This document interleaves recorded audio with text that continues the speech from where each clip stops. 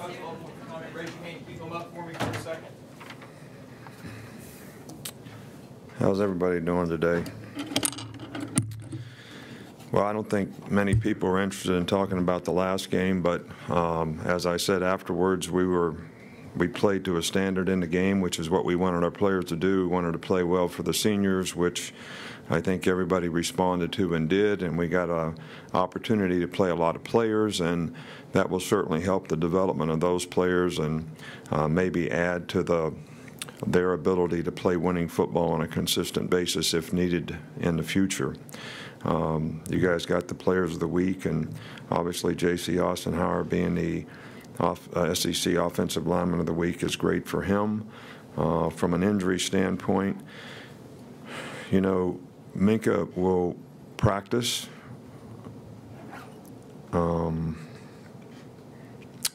Andy will be day-to-day.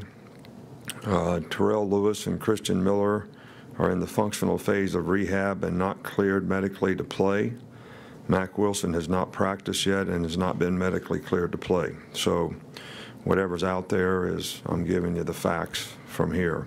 I'm not saying that those guys are out for the game, and I'm not able to say whether they'll be able to play in the game. I think the most important things in games like this is the players can stay focused on the things they need to do to prepare, stay focused on what's happening now, all right, so you can utilize each day in preparation and practice so that you can have the poise to execute in what's going to be everybody knows what a big game it is, and it's going to be an emotional game, and there's going to be a lot of people talking about it, but we need to focus on what we need to do to prepare in the game. You know, the Iron Bowl is a tremendous rivalry game. There's a lot of passion on both sides. Lots of people are interested in it. It's got lots of ramifications, you know, this year. So as a competitor, this is always a game that you look forward to having the opportunity to play in, and our team has put themselves in a position where they have an opportunity to accomplish something in terms of taking the next step that we need to take to be able to have a chance to win the West or have an opportunity to play in the SEC championship game.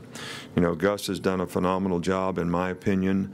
His team has improved throughout the course of the year and is playing as well as probably anybody in the country right now. All you got to do is look at statistical information. They're, you know, ranked very highly in offense. They're ranked very highly in defense.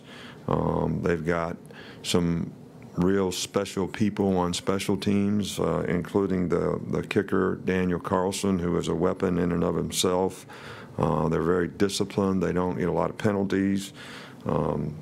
Jared Stedham, the quarterback, has really made a lot of explosive plays, and not only do you have to stop the running game and carry on Johnson, but also vertically down the field, the way they've been able to attack people and make explosive plays with their receivers is very complementary to the balance that they create, you know, on offense. So this is all around an outstanding team, and obviously one of the teams that's, you know, one of the top-ranked teams in the country for good reason, because that's how they play. Okay.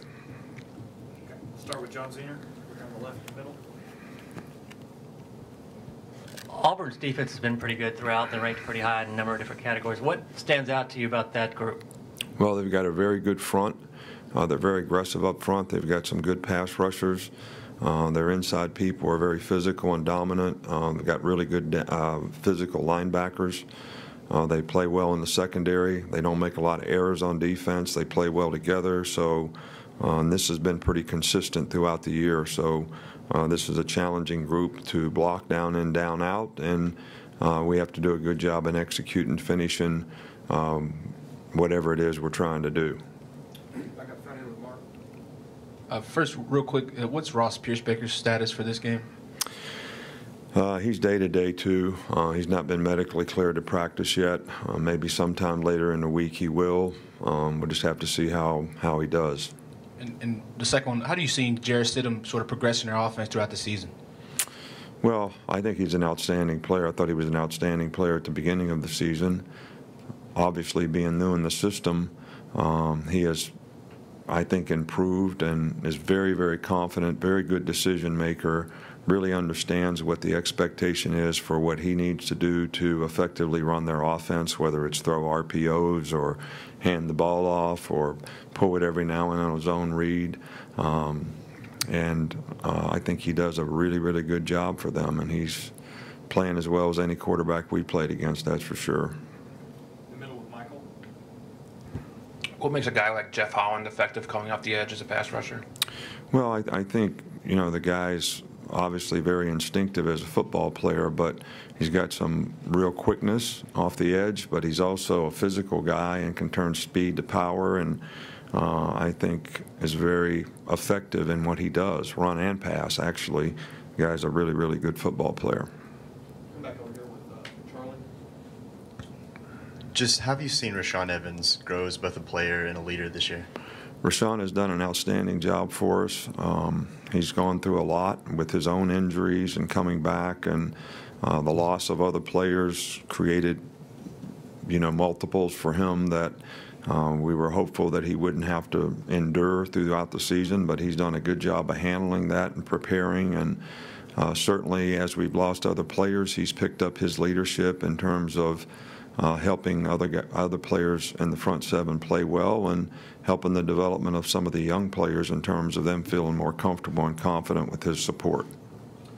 Go in the middle here with Taryn. How important is patience when there are injuries and people stepping up to fill voids? Well, I think the patience is important on all of our parts, especially as coaches, and in terms of helping these guys develop and having the patience to teach rather than have an expectation for what they may or may not be able to be ready to do and then show your disappointment when they don't do it. So, and I think that's something our staff has done a good job of. And I think that a guy like Dylan Moses played a lot better this past week than the week before, probably because of that. And hopefully we'll be able to continue to help these guys progress. Go on the left side with Ryan. How has Coach Dable helped Jalen develop in terms of technique as a quarterback? Well, I think that Jalen has made a lot of progress this year in terms of his pocket presence, his ability to make decisions down the field as to where to throw the ball. I think Brian has done a good job of helping him develop those things, which was a goal going into the season, and I think we're much more effective in that part of our game than we were early in the season or last season. So I think it's a myriad of things that you work with on a day-to-day basis that are all sort of attention to detail type things that help a guy be able to progress and develop, which I think Brian has done a good job with Jalen. Back on the right with Chandler. I was wondering, watching the film, what's made Kerryon Johnson so effective for them the last couple games? Well, he's always been a really good player. I mean, I don't think that there's something that just happened in the last couple games. I think that their offensive line does a really good job. I think he's a very instinctive runner in terms of picking his spots, and he has a burst and acceleration, and he's got some power and good balance as a back. He's a good receiver. They do a good job of utilizing his talents in the way they get him the ball. So this guy is, really, really good player. Go on the back with Joe. Hey, Coach, I believe it's 7 out of the last 8 years the winner of the Iron Bowl has played for the national championship.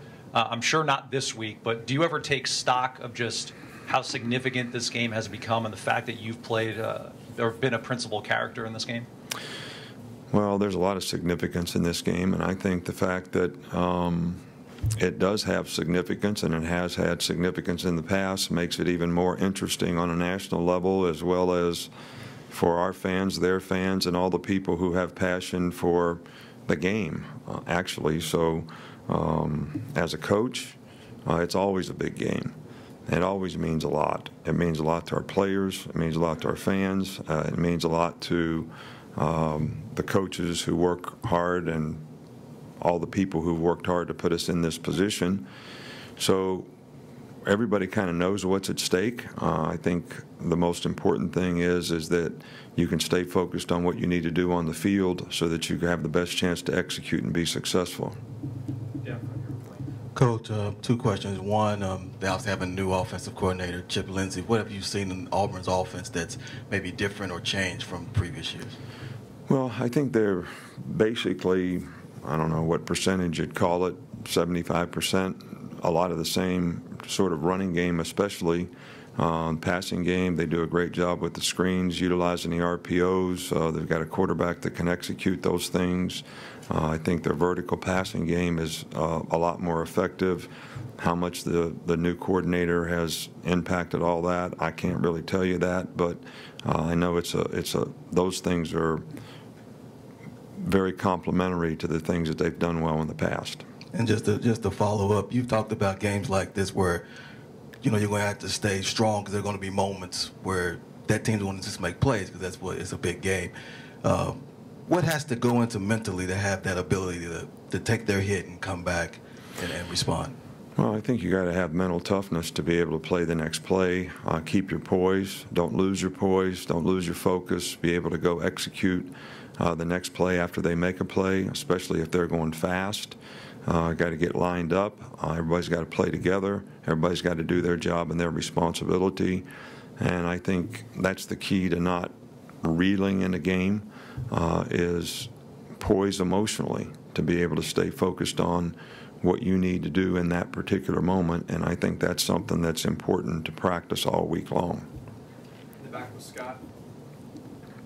Nick, I was wondering about, everybody has a perception of this game from the outside. Your perception perhaps when you came here 11 years ago and how it's grown and matured, and maybe your appreciation of this rivalry now that you're in the middle of it. Well, I've been in the middle of it for a long time, so for a long time I've had a great appreciation for it. To be honest with you, 11 years ago, I can't necessarily remember what I was thinking. I was thinking they were pretty good and we weren't so good and we needed to get better. I know I was thinking that. But I've always had a lot of appreciation for this rivalry even before being here. But I don't think that you really understand the significance of a rivalry until you're involved in it, whether it's Ohio State, Michigan, Michigan State, whatever rivalry it is. And to the people in that rivalry, that game is as important as it is to anybody else.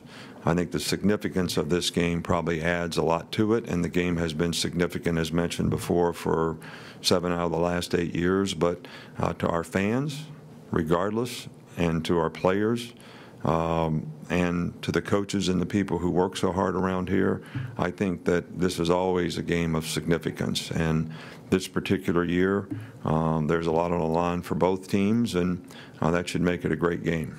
A couple more, then we'll start with the back with Sheldon. Coach, taking you back to your playing days, did you have that rivalry game, and as a player, how did you handle leading up to that? Oh, man. Are you talking about going back to my high school days when, Monongah and Farmington played? Have you heard of either one of those teams? And who cares? Neither one of them are schools anymore. They've both been consolidated.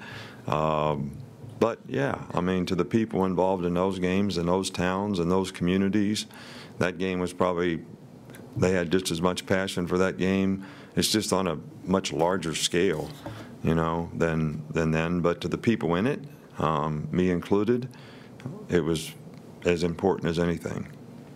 We'll wrap up here, right here with Alex. Just from watching film, what did you see from Dylan as the play caller? Several times he was directing traffic. How did you think he handled those responsibilities in that first start? I think he did a good job. I really do. I think he was well prepared. I think he played with a lot more confidence.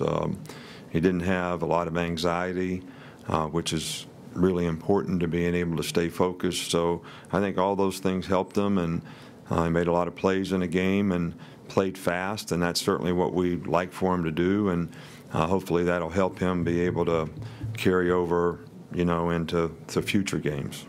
Okay, thanks, Coach. All right, thank you.